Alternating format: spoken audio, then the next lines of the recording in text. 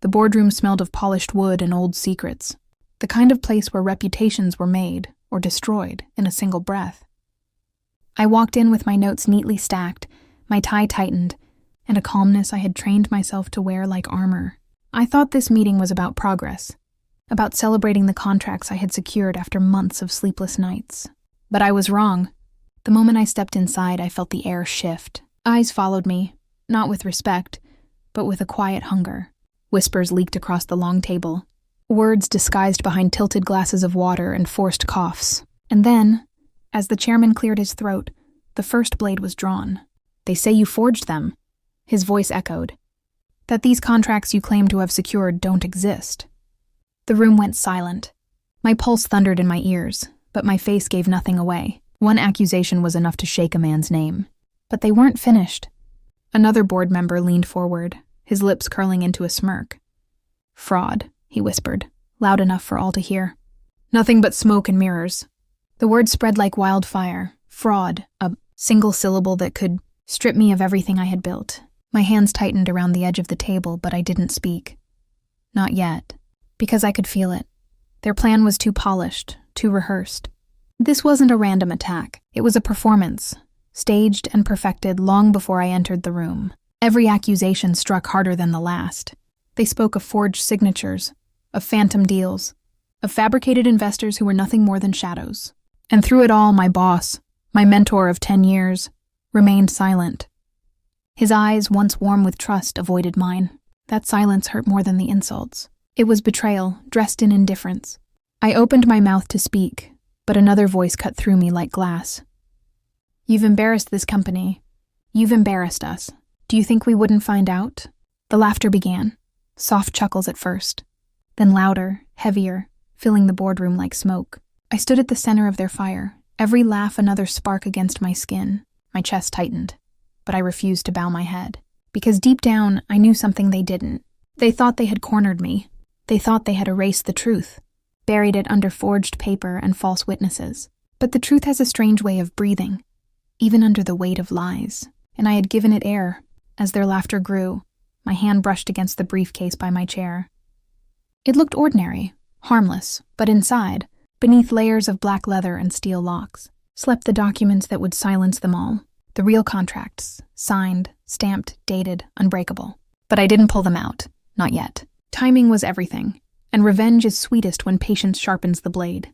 So I sat there, letting their voices echo against the walls, letting the venom sink deeper, letting them believe I was finished.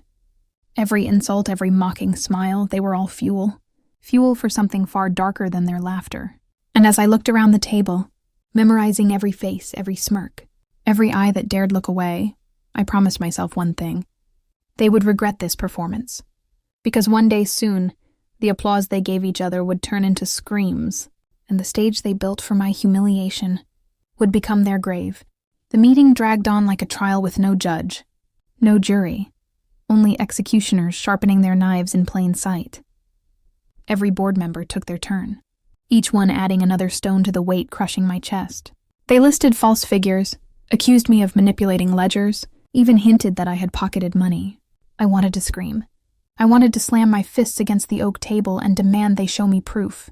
But that's the thing about lies, they don't need proof when spoken by the powerful. The room doesn't ask for evidence. It asks for blood. And tonight, mine was on the menu. My boss finally spoke, but not to defend me. His voice was heavy, filled with practiced disappointment. "I trusted you," he said, his tone dripping with staged sorrow. "But if even half of this is true, then you've betrayed us all."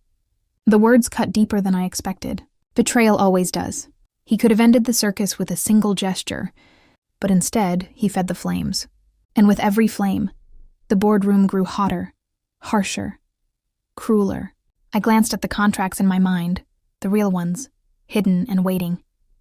Proof that I wasn't the villain in this play, but the only honest man left in the room. Yet I knew showing them now would be useless, because proof means nothing if no one wants to believe it. The laughter came again, sharper this time, tinged with arrogance.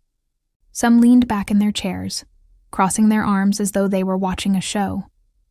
Others exchanged knowing glances, already treating me like a man who had no place among them. It wasn't just about removing me. It was about erasing me.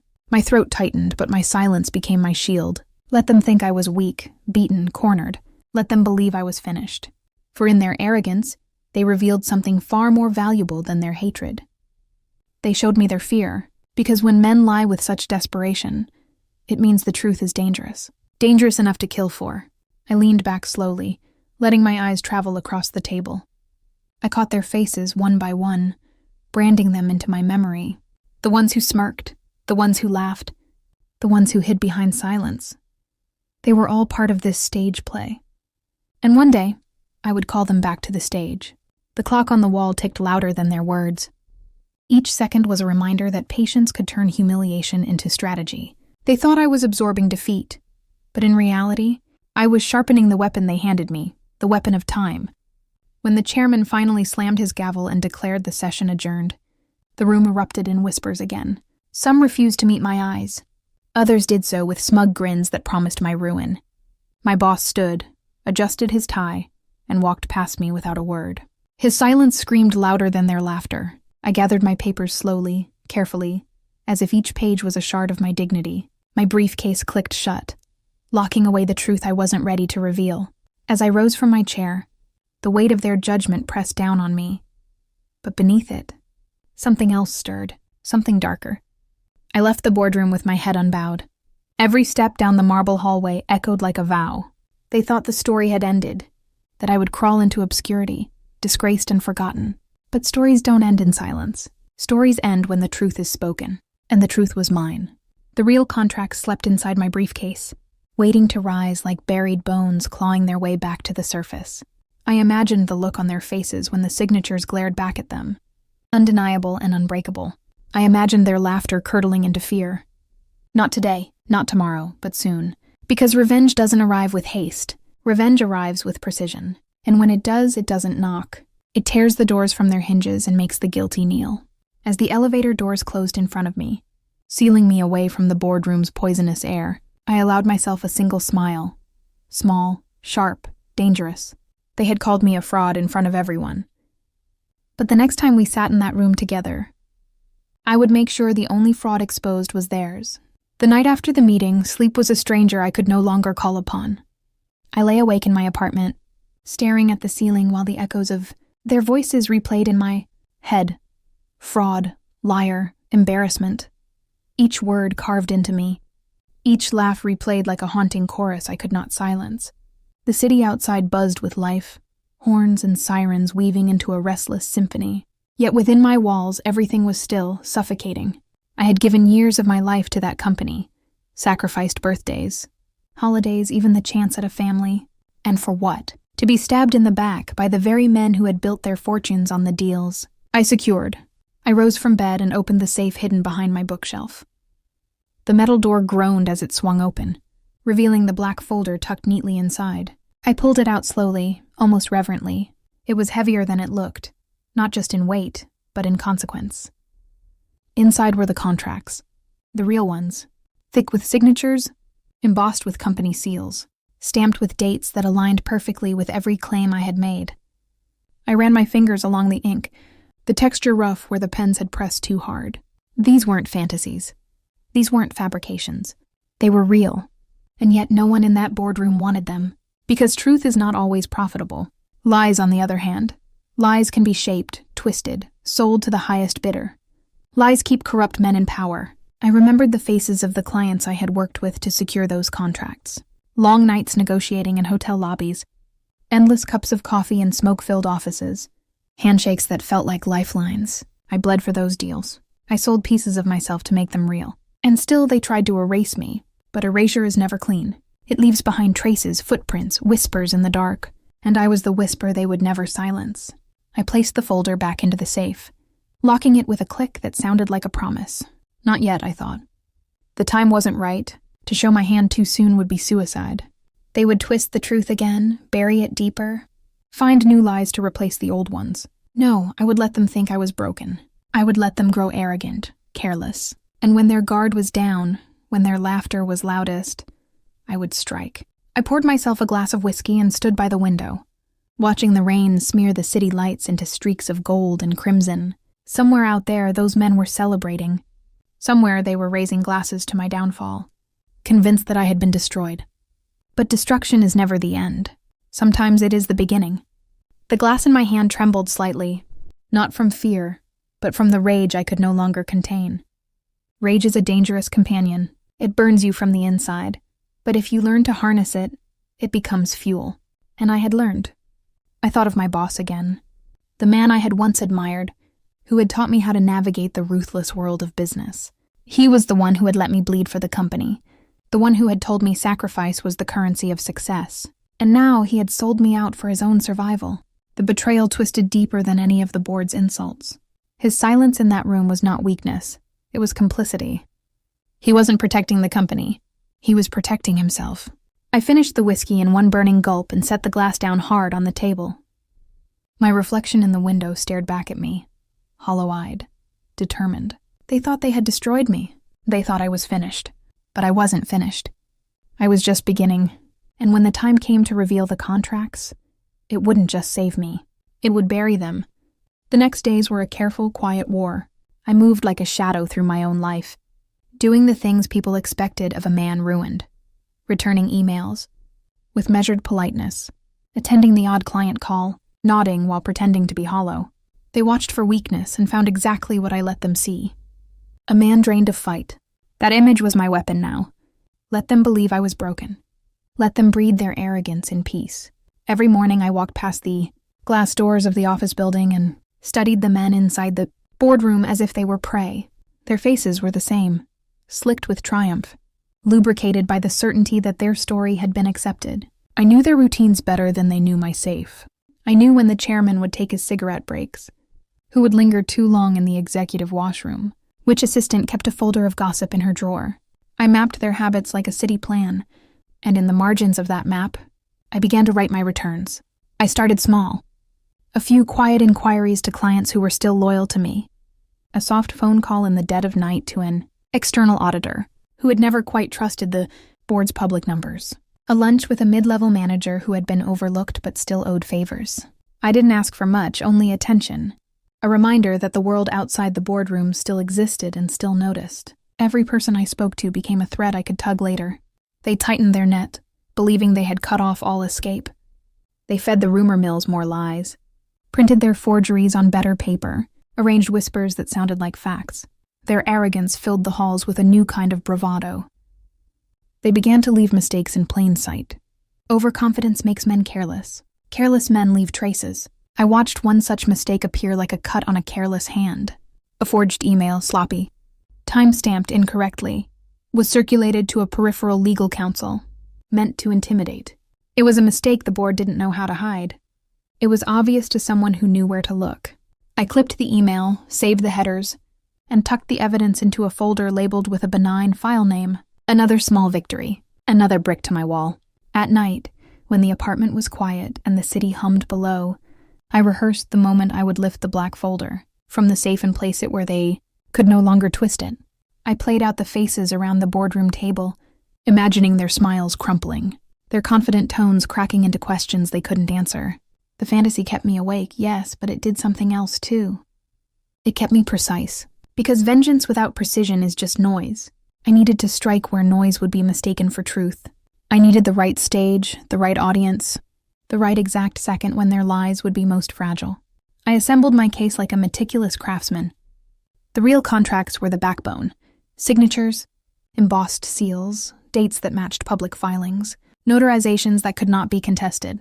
Around the backbone I collected anomalies, footnotes, timeline mismatches, electronic traces of documents, altered after hours by a machine with an internal clock that, coincidentally, could be traced to a computer in the chairman's office. I harvested confessions too. A drunken voicemail from a mid-level executive boasting about cleaning house.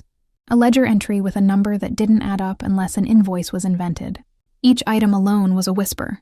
Together, they were an accusation that could not be ignored. But I still wouldn't go to the boardroom empty-handed. I hired a quiet private forensics team, people who spoke in hashes and metadata, the kind whose work looks like magic to men who only read balance sheets. They traced digital fingerprints to the devices that had created the forged documents. They pulled printer logs from the corporate server that showed a flood of suspicious activity. in the dead of night, activity that matched the times. Someone in the chairman's office liked to work late. Those logs gleamed under scrutiny, and suddenly the board's carefully staged performance had seams. I learned patience in those weeks. I learned how to fold anger into strategy. Every time I felt the urge to race forward and fling the contracts across the table, I stopped and breathed instead. Timing wields more cruelty than any immediate triumph. So I waited and watched. I watched as the company's stock ticked up and down with market rumor. I watched as small investors who had no seat at the table began to whisper about irregularities. I watched as a quiet, persistent journalist sniffed out a thread and began to tug. Then the rumor slipped into the wrong inbox. An assistant forwarded a draft of a confidential internal memo to the legal counsel.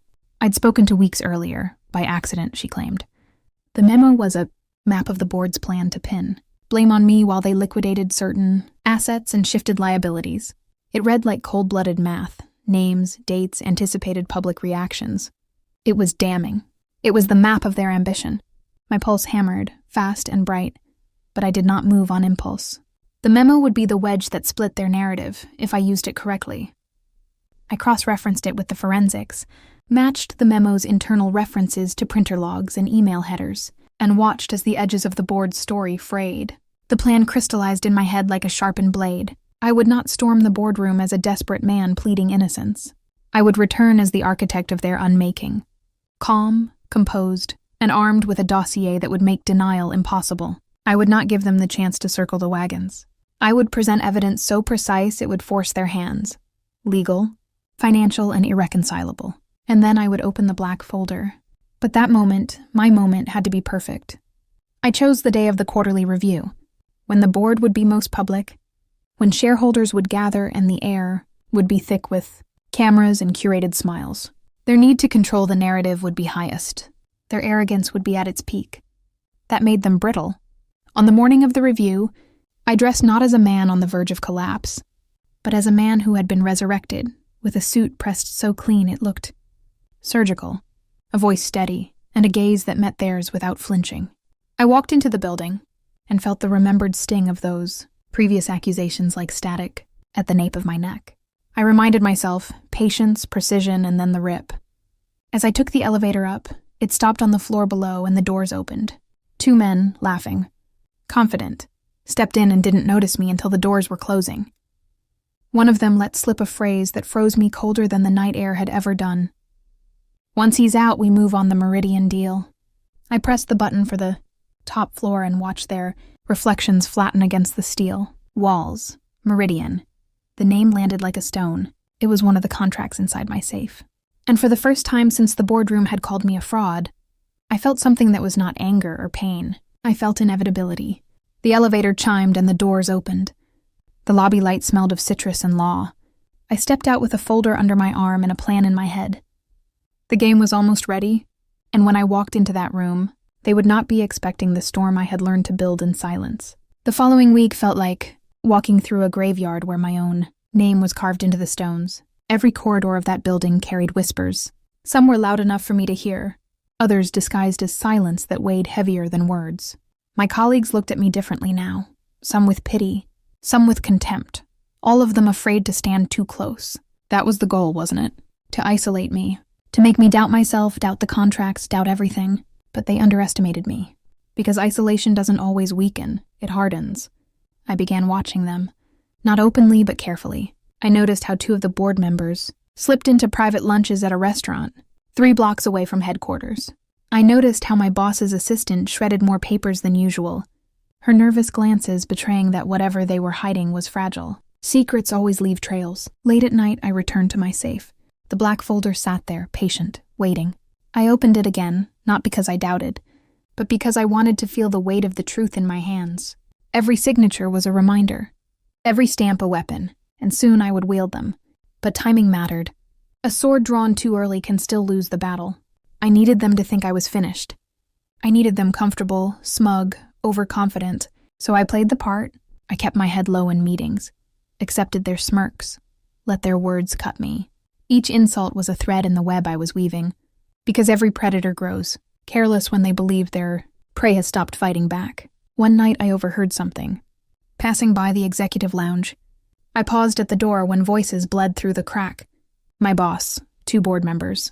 Their tones low, urgent, but sharp enough to cut. "Contracts are gone," one hissed. "They'll never resurface," another replied. And then my boss, calm but heavy. "Even if he has copies, no one will believe him now." The words ignited me. They weren't just erasing me. They were rewriting history. They were burying the company's deals, hiding the trail of money, destroying the truth I had bled for. I clenched my fists so tight my nails broke skin. They thought they had burned the originals, thought the paper trail ended there. But they didn't know about the black folder in my safe. They didn't know that the truth was alive, breathing, waiting. I stepped away from that door with a new certainty. It wasn't enough to survive. It wasn't enough to clear my name. I had to make them fall. The night I overheard them confess that the contracts had been destroyed, something inside me shifted. Until then, I'd been surviving, enduring. But that night, I stopped pretending to be broken. I wasn't shattered, I was sharpening. I began planting seeds, quiet whispers about irregular printer logs, about late-night server access that didn't match official schedules, a single line in the right ear, a carefully placed rumor in another. It didn't take long. An auditor I'd befriended months earlier reached out with careful curiosity. A journalist I'd nudged began asking sharper questions. Even a few investors, always twitchy around risk, started raising their eyebrows in forums where silence had reigned. The board didn't notice. They were too busy gloating, mistaking my silence for surrender. But silence is a weapon if you wield it right. The day of the board review arrived like the opening of a stage play. Cameras lined the walls, shareholders filled the seats, and the directors strutted in with arrogance dripping from their tailored suits. The chairman smiled as if the world still belonged to him. My boss avoided my eyes, his silence heavier than any insult. Then the door opened. The regulator's deputy entered with 2 investigators, carrying clipboards in quiet authority. The air changed instantly. Confidence shrank, smugness froze. "We received a formal request to review documentation," the deputy said. Calm, clinical. "We'll observe this session and secure any relevant records." The words hit the room like thunder. The chairman tried to hold his ground, but his voice faltered. The investigators moved like machines, asking for access logs, device histories, original contracts. Their questions weren't requests, they were commands. That's when I placed the black folder on the table. No speeches, no theatrics, just the truth, heavy and undeniable. Gloved hands opened it. Real signatures, real seals. Clauses too detailed to forge. Page after page of evidence the board had sworn didn't exist. The investigators cross-referenced metadata, tracing forgery back to devices tied directly to the executive floor. The silence that followed was suffocating. The chairman snapped first, shouting about fabrications, waving his authority like a weapon. "Lies," he roared, taken out of context. But when his eyes turned to my boss, desperate for support, none came. My boss stared down at his hands, a man choking on his own guilt. And then, the twist I hadn't planned. The assistant, the one who had been shredding night after night, stepped forward. Hands trembling, she laid a thin folder on the table. Inside, internal memos, shredded drafts pieced back together, payment trails leading to shell vendors. Her voice shook as she admitted, "I couldn't destroy everything." It was the missing piece, the final nail. The deputy closed both folders with a decisive snap. "We'll be taking custody of these documents. This meeting is adjourned pending investigation." The words sounded simple, procedural, but they were an execution. The empire these men had built on lies was now collapsing under the weight of truth. I scanned their faces as the shareholders began to stir, whispering, some already walking out. The board was fractured. The chairman's skin had gone pale, his smile a ghost of arrogance. My boss met my eyes for the first time, not with anger, but with something closer to regret. I walked out of that room without a word. Reporters swarmed, cameras flashing, but their noise barely touched me, because I knew this was only the beginning. When powerful men fall, they don't fall quietly, and I had just lit the fuse. The boardroom scandal didn't end at the polished oak table. It spilled into every corridor, every office, every whispered conversation in the company. By the time I left headquarters that night, the story was already moving like wildfire. Reporters who had been circling for weeks suddenly had blood in the water. Investors, once calm, now called in panic, demanding explanations that no one on the board was equipped to give. The next morning, I watched the financial news. My company's stock price bled across the ticker, a red arrow plunging lower with every passing hour. Analysts speculated, some cautiously, others with a gleam in their eyes, predicting resignations, firings, and federal probes. I sipped my coffee slowly, letting the chaos wash over me. For once, it wasn't my name being torn apart. Inside the building, alliances fractured. The directors, who once moved as a single arrogant machine, were now at each other's throats. I heard from an inside contact that the chairman screamed at my boss, accusing him of betrayal. My boss, cornered, shifted the blame to another board member. The assistant, the one who had saved the folder, was now in protective custody, preparing sworn statements. But here's the truth no one wanted to admit.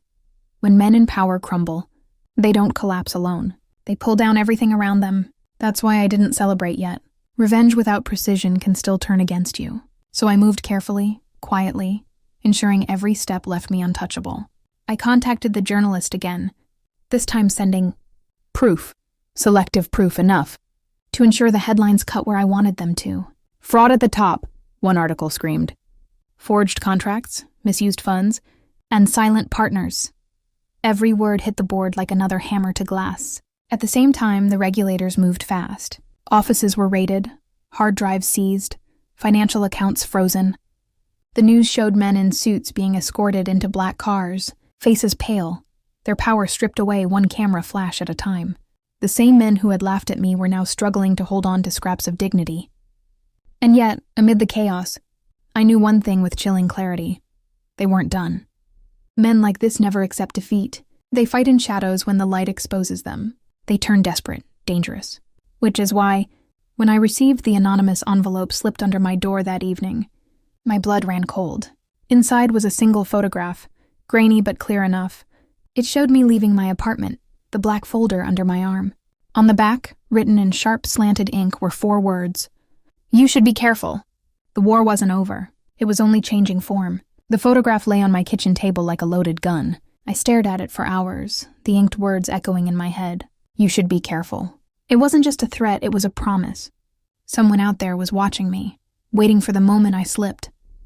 For the first time in weeks, I felt the weight of danger pressing close. This wasn't just about contracts anymore. This was about survival. That night I didn't sleep. I checked the locks twice, pulled the blinds shut, and sat in silence, listening for footsteps that never came. My enemies had been stripped of their power in the boardroom. But powerless men can be reckless, and reckless men are the most dangerous kind. The next morning, the company was chaos incarnate. News broke that 2 directors had resigned, under health reasons, though everyone knew it was fear. The chairman hadn't been seen publicly since the regulators stormed his office, and my boss, once untouchable, was now summoned daily to hearings that stripped away his reputation piece by piece. Still, the threats lingered. Emails from anonymous accounts, missed calls from numbers with no trace. And every time I walked the city streets, I felt eyes on me. I began to understand that destroying their empire wasn't enough.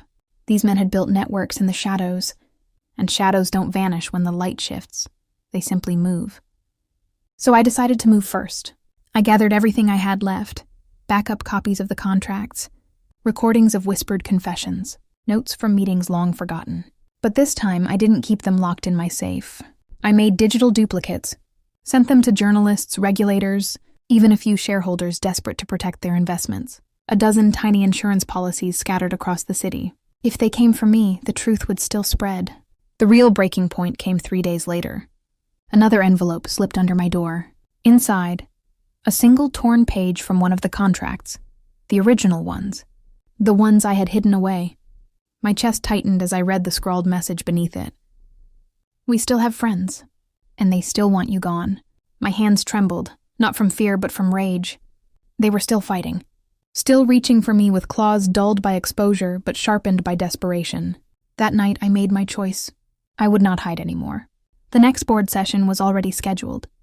An emergency meeting to address the crisis. Cameras would be there, regulators too. And I would be there, front and center, with not just the contracts, but everything I had left. If they wanted a war in shadows, I would drag them into the light, even if it meant burning myself in the process. The night before the meeting, I stood at my window, city lights flickering in the distance. My reflection stared back at me, harder, sharper, colder than the man who had once been called a fraud. This was no longer about proving myself. It was about ending them.